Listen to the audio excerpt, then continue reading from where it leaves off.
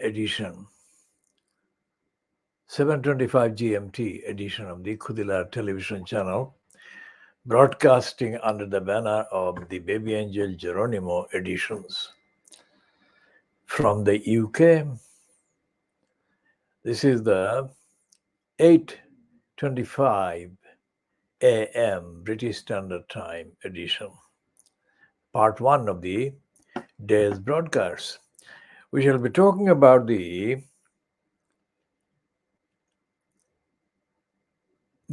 criminality created, tolerated, perpetrated, perpetuated, encouraged, and relied on by most of the so-called comprehensive schools and by their equivalents.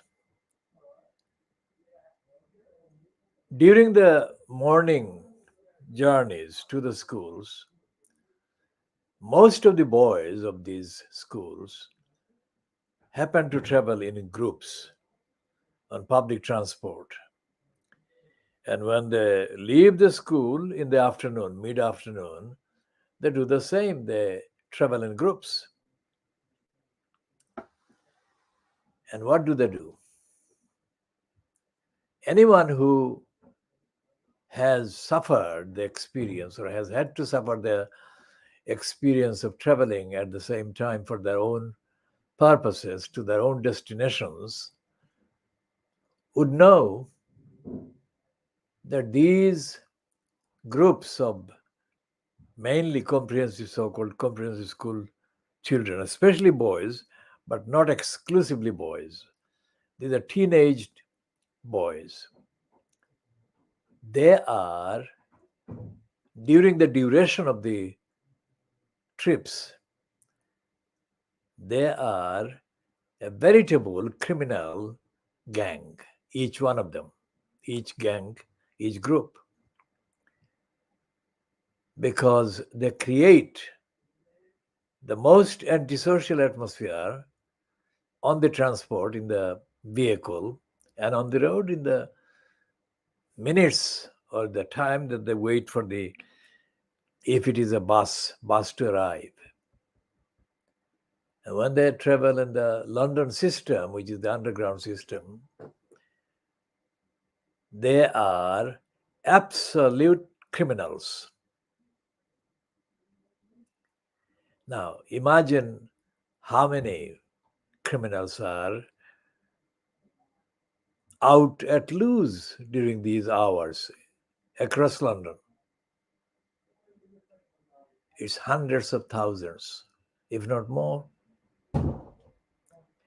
And looking at the evidence of the kind of proceedings, the contents of the proceedings of the so-called debates about so-called education, there is no education in this country, it's schooling.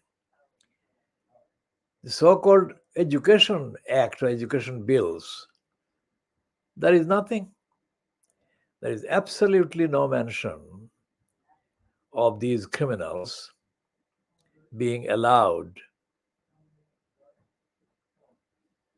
to obstruct, harass, taunt, intimidate, inconvenience, and sometimes alarm so many hundreds of thousands of ordinary persons trying to get to their own place of work or get from their own place of residence to wherever they are going. That is number one. Number two is, when the double-decker bus was kind of converted into a closed kind of unit, like a moving prison, by the liar Ken Livingstone, it gave the criminals an extra closed kind of space in which to harass, taunt, intimidate the passengers. And the other thing is that when they got rid of the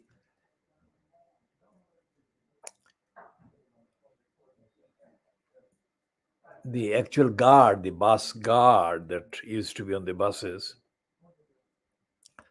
they made sure that ordinary passengers would be tormented and alarmed and frightened and attacked and violated by these gangs of criminals. There are other criminals on the buses behaving in identical criminal way. But those criminals in number are far less, far fewer than the numbers of the criminals that appear to be school children, so-called, wearing school uniforms and having the benefit of the doubt that they are actually somehow under accountability of some sort back at school or something. They are never held to account. There is no sight, there is no sign, there is no symbol of any objectively protective civil policing anywhere on the route.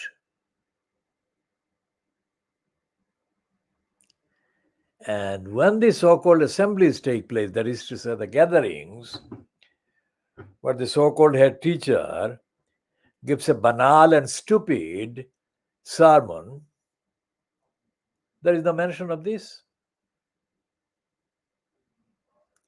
So millions of people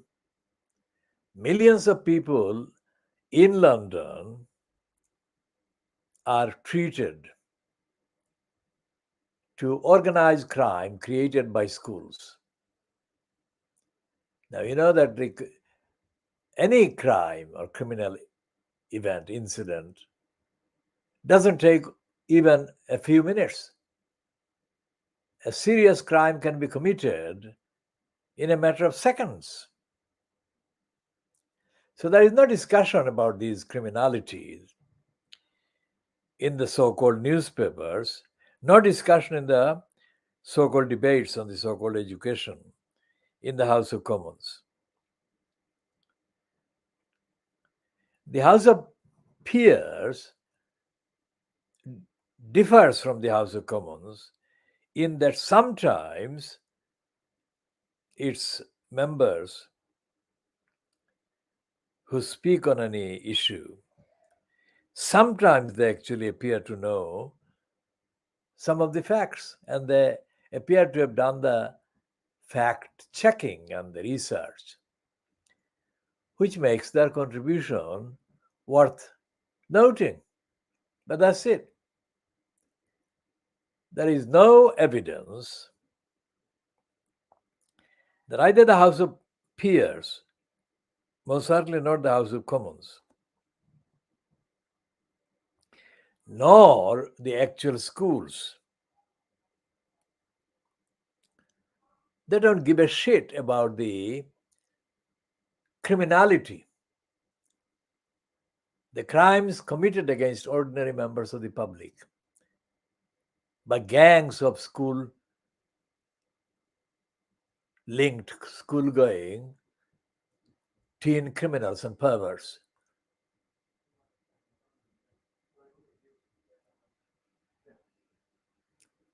Well, the numbers of girls committing crimes as gangsters in those time slots, the numbers are smaller, fewer than the numbers of the boys.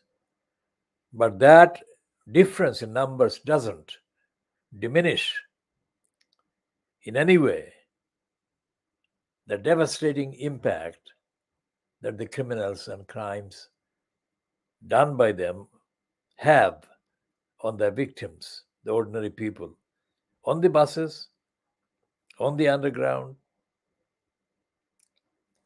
on the overground, anywhere. So how is that possible? As I said about the policing, the feature run by the Daily Boris Graph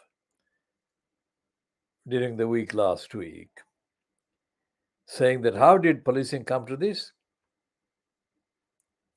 meaning that policing has finished, ended. There was no policing in this country.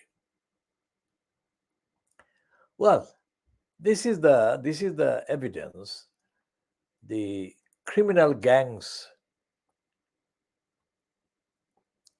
operated by reference to these gangs being from the schools. And if anyone who knows the secondary head teachers in London, if anyone goes to these schools with any intention to raise the matter with the head teacher, they would be disappointed, to say the least, to put it mildly. Because most of the head teachers in London schools are offenders of the highest degree. Many of them are perverse, and they abuse their posts as head teachers by operating their particular office space or spaces for committing all kinds of crimes, including adultery and sexual kind of pervert sexual activities. Most of the schools are run by criminals sitting or occupying the post of head teachers. And as the evidence, the updated evidence I gathered at the Stratford School from January 1992 to up to about June 1992 is any guide, then the accountability to which the teachers must be held is not only seen as a bad thing by their teachers, but even worse, it is seen as an encroachment of the head teacher's territory by these outsiders. School governors, either as parents or as otherwise appointed legitimately to a given school, they do not constitute in any way breakers of any privilege that should be respected. In fact, the ideal role of the governors, parent governors, otherwise legitimately appointed governors, would be the least of the guarantees that should be there to make sure that a school is administered and operated by mainly the head teacher with the support of almost the nearest necessary number of teachers and support staff. But that doesn't happen because each head teacher is given the unlimited discretion. Unlimited discretion. The head teacher is referred to even by the ordinary public as being entitled to endless discretion and power and so on. Well, head teachers, being ordinary humans, should not enjoy any such esteem. The head teacher should be rigorously audited and held to account, which they are not, but they should be. And back to the assembly, let's say, which might be happening about this time. Let's say, what is the topic of the assembly? Most head teachers behave as prima donnas. corrupt, and with their mind somewhere else, etc., etc., etc. So that is each individual school unit of criminality. Now, if you combined all of these schools in London, for example, or in other cities, and count the number of head teachers that are involved in this, you can count hundreds, if not thousands. And once the kind of routine is done, the assembly is done, or once the governor's meeting routine is done, the head teacher is returned to the same freedom to indulgence in perversion, selfishness, and grotesque behavior as they often indulge in when there is no one around. Now, in the case of one secondary school, let's say, which has got a reputation that is as low, the reputation is too low to be mentioned. But let's say that the reputation. So one head teacher, let's say, one head teacher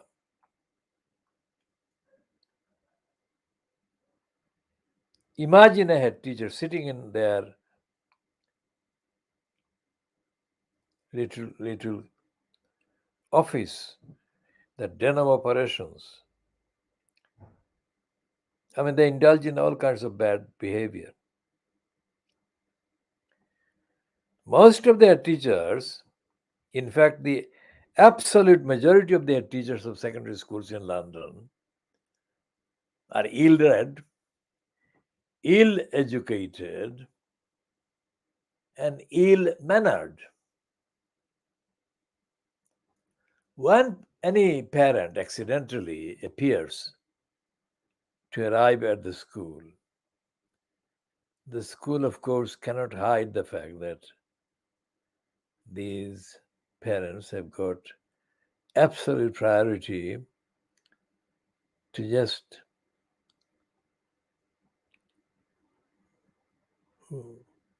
wish their children or child the best. But the head teacher takes offense at the parent or the guardian arriving at the school.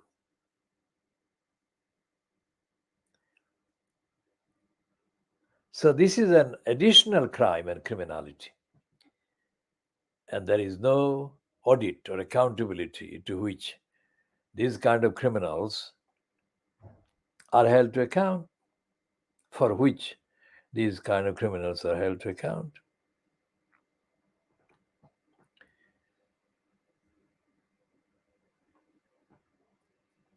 I created twice or more than twice with part participation of the given head teacher or whatever, schemes that would radically change the behavior of these school head teachers and would really transform the behavior of the recalcitrant, criminally misbehaving children. To cut it short, I was a governor at 4 schools in Tower Hamlets at once, that is to say simultaneously, not every single day, but I was attending a school related activity every single day of the week. And I found that the more honest my approach, the more criminal the response from the head teacher, and so on.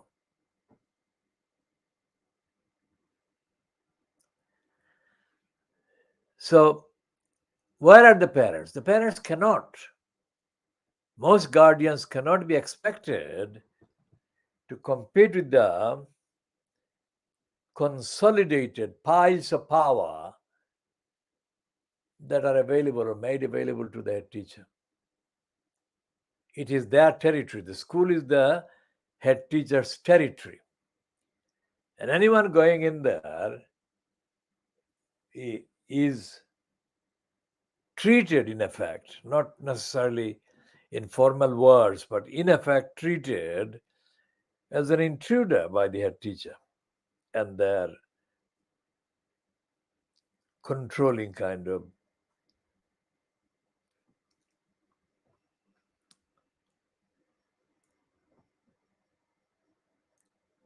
symbol or stooge. There is nothing in the minutes of the school governors' meetings that actually records the actual behavior of the school head teacher. And there is no actual reporting of the behavior of the school registered criminals out on the streets. It is notoriously well-known fact that secondary schools, both involving the symbolic teacher and the hired kind of main kind of stooges,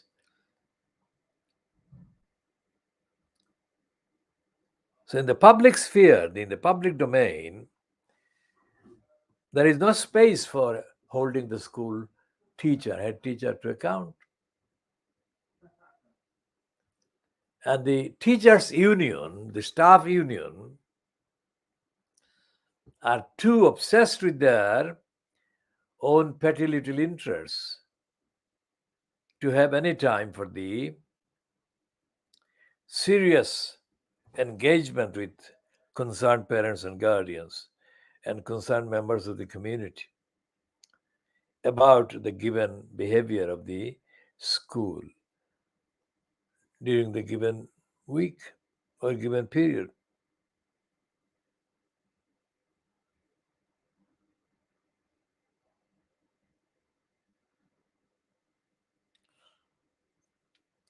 So we shall be talking about the criminal schools in London and by extension the criminal schools in England more in due course.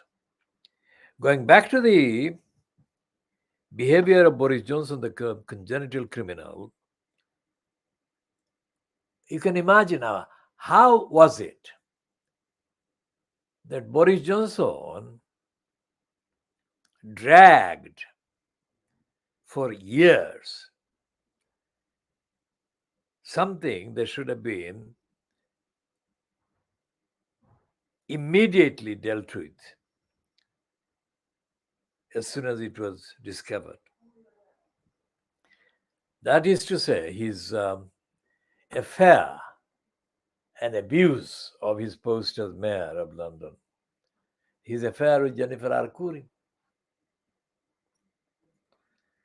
It's been many, many years since this took place or this began. And to many of the people in South London,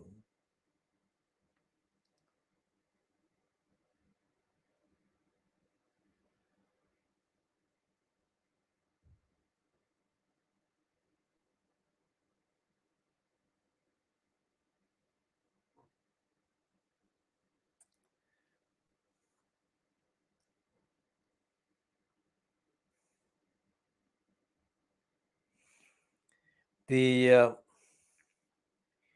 behavior of various employees at number 10 Downing Street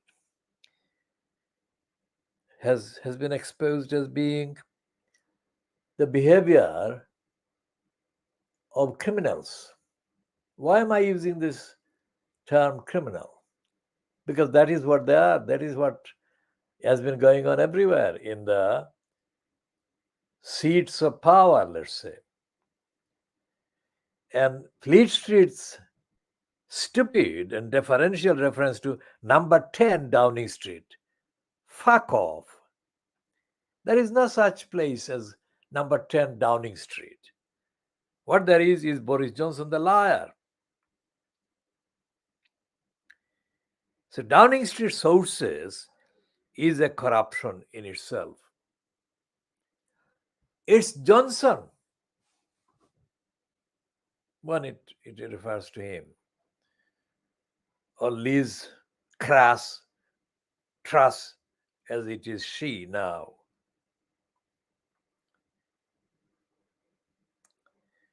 We went to check the balance of the relevant account in the banking system, so-called, that has been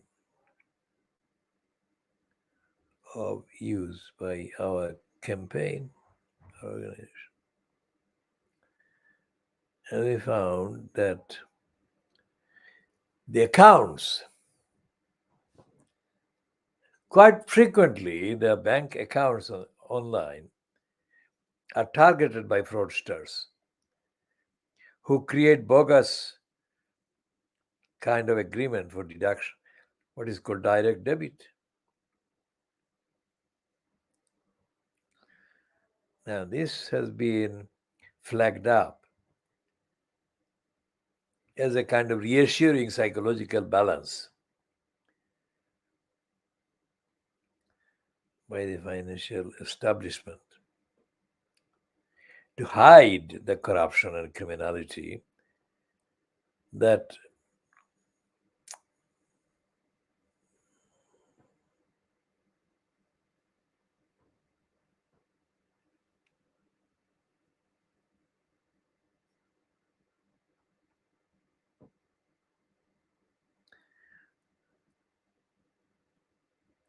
so the banks are colluding with organized fraudsters who are stealing money from people's accounts without any legally lawful kind of agreement. There hardly ever is any agreement to allow the uses or abuses of the bank accounts for stealing money, millions of pounds. Now, we found out this week, we found out latest occasion was last week, and it continued into the weekend. We found out that there was a fictitious, fraudulent direct debit arrangement made for money to be paid to this fraudulent account from the account that we use. And we didn't recognize. The way we found out was that when the balance was checked, the automated voice of the bank system said 2 letters or 2 words. And those were completely news to us, because we never ever came across those 2 names or words. So we told the bank that the money that was being stolen without our authority or knowledge. And that the kind of theft must be immediately put an end to and stopped. So the bank person dealing with the call said that, but the bank reserves the right to contact the other party to make sure that there was no mistake in the agreement. Well, we knew that there were mistakes because we never had any agreement for any direct debit or any other mode of payments.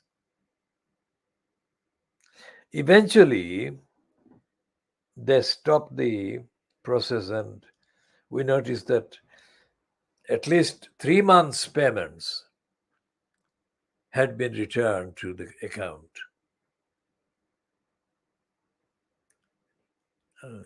This was the latest experience.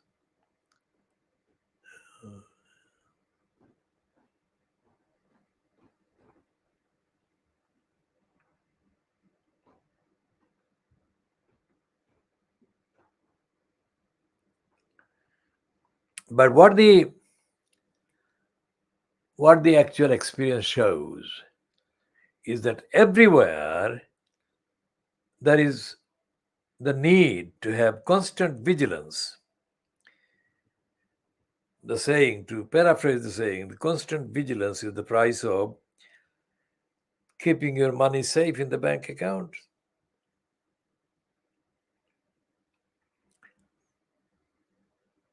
How many people are being fleeced and how many people are able to get their money back?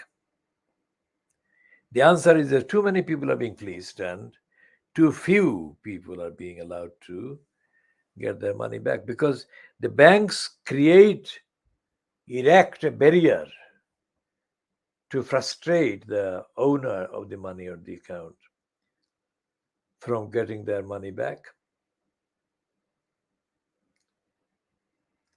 So we shall be stopping at this particular point, and we shall come back to further update during the day, rest of the day. This is just over half an hour long, this particular one. So we've talked about mainly criminal gangs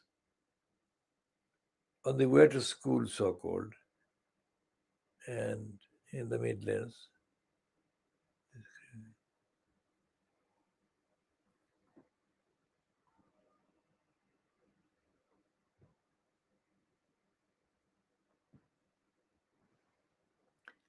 And we shall be taking a look at the whole macro economic arrangement about creating jobs, genuine jobs. For example, if every school, say, has in place permanent kind of jobs that are rotated in order to make sure their security is not compromised, and has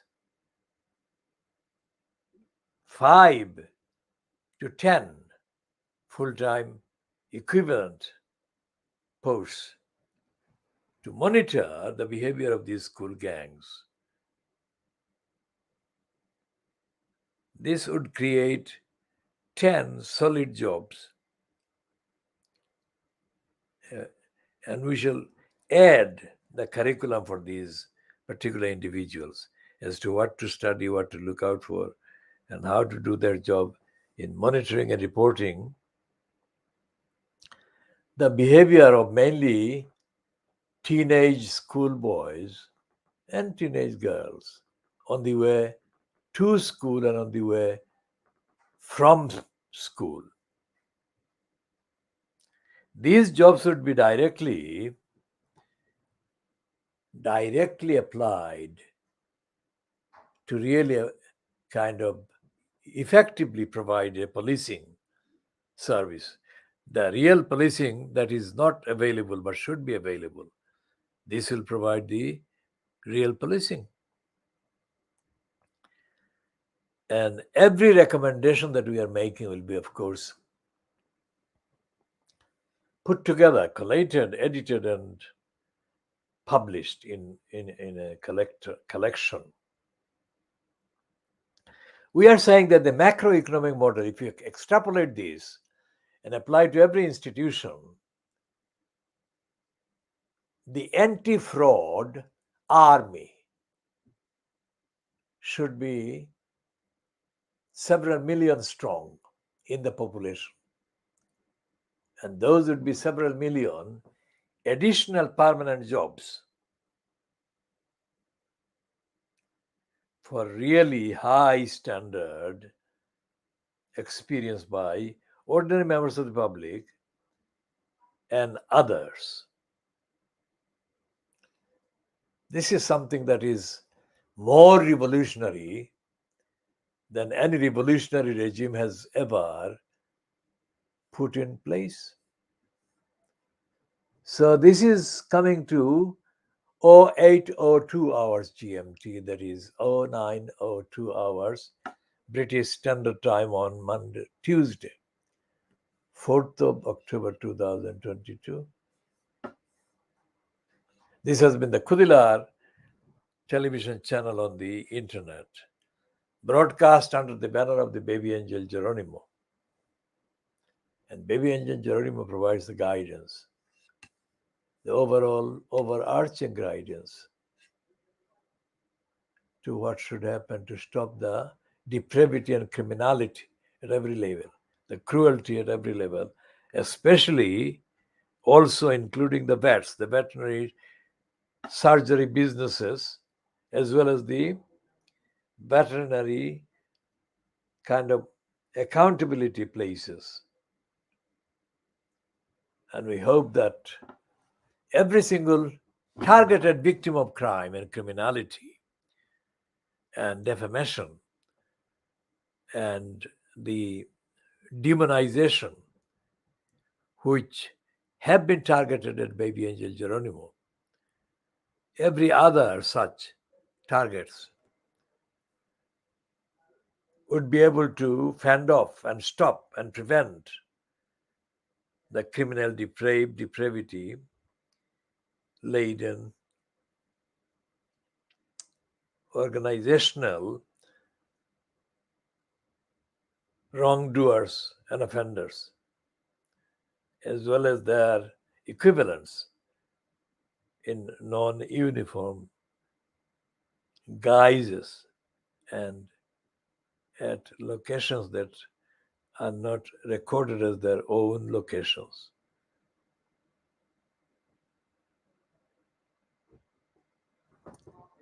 So we shall put an end to this particular edition, as I say.